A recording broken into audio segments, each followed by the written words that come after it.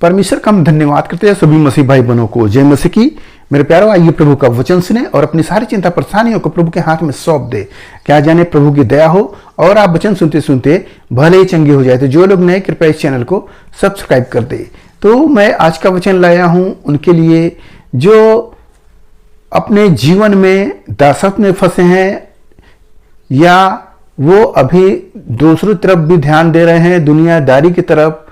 तो आज का वचन उनके लिए होगा कि प्रभु अद्भुत रीति से कैसे हमें उस शैतान से छुड़ाए, ऐसे व्यक्तियों से छुड़ाए हैं। तो आज का वचन सुने तो उन्हें विश्वास होगा कि सचमुच परमेश्वर कितना महान है। हालेलुया। तो मैं वचन को पढ़ता हूं, आप लोग ध्यान से सुने। यहां पर निर्गमन का किताब अध्याय 18 और वचन 10।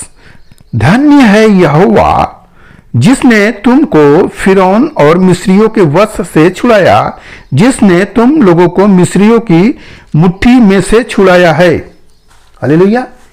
यहां पर मूसा से बातें कर रहे हैं उनके ससुर कि धन्य है परमेश्वर। सोचिए कि कितना वो मिस्री लोग मुट्ठी में पकड़े थे। मिस्री लोग को समझ रहे हैं ना, वो पूजा पाठ कराने वाले लोग थे, पत्थर को पूजने वाले लोग थे। किसको पकड़े थे? मिस्र में इब्री लोग को पकड़े थे, प्रभु के लोग के पकड़े थे और उनसे दासत्व का काम करा रहे थे। उनके जीवन में कहीं भी छुटकारा नहीं था।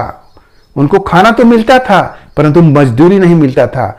बच्चे तो पैदा होते थे परंतु केवल बेटी को छोड़ा जाता था, लड़के को मारा जाता था। इस प्रकार का उनका जीवन था। तो यहां पर बोल रहे हैं कि उस मुट्ठी से जो मिस्री लोग पकड़े थे, परमेश्वर ने उससे छुड़ाया। आप भी सोचिए कि आप भी मिस्री लोग के दास थे। कैसे दास थे? उस मूर्ति पूजा में, उस पूजा में आप शामिल थे। वो छोड़ नहीं रहा था। आज भी वो पीछा करता है, वो इस्तेमाल कर रहा है लोगों को, और वो आज आपसे कैसा कैसा पूजा करवा रहा है। सोच लीजिए, जिसको हम अच्छा समझ रहे हैं वह प्रभु में आने पर पता चला कि वो वाकई में बहुत घृणित था और एक पाप का काम था। तो परमेश्वर हमें उन सबसे छुड़ाए हैं। जैसे वहां पर इब्रियों को छुड़ाए, इजराइलियों को छुड़ाए, परमेश्वर आज हमें भी आजाद किए हैं। तो कौन परमेश्वर है? वह धन्य परमेश्वर है। हालेलुया, जो उन सबसे छुड़ाता है। एक और वचन सुने। अब मैंने जान लिया है कि यहोवा सब देवताओं से बड़ा है, वरन उस विषय में भी जिसने उन्होंने इस्राएलियों के साथ अहंकारपूर्ण व्यवहार किया था। हालेलुया। वो जो मिस्री लोग थे अहंकार करते थे, तुमको मेरे दासत्व से कोई नहीं छुड़ा सकता है, तुम इसी जगह रह जाओगे, ऐसा वो व्यवहार कर रहा था। इस तरह का अहंकार कर रहा था। वो जाने नहीं दे रहा था जो फिरौन। हालेलुया। यहां पर परमेश्वर कैसे अद्भुत रीति से छुड़ाए, जो कि उनका देवता भी नहीं रोक पाया। अद्भुत चिन्ह चमत्कार दिखा रहे थे, तो वहां के जादूगर को बुलाकर वो चिन्ह चमत्कार दिखा रहा था, मगर परमेश्वर उससे भारी हो गए। हालेलुया। उनके जो सर्प बनाया, तो इधर भी मूसा ने सर्प बनाया है, तो उसके सर्प को वो निगल गया। हालेलुया। तो परमेश्वर महान है। वो लिखा है कि देवताओं से भी बड़ा है। वो देवता भी उसके तुल्य नहीं है। देवता कुछ भी नहीं है परमेश्वर यीशु मसीह के राजा के आगे।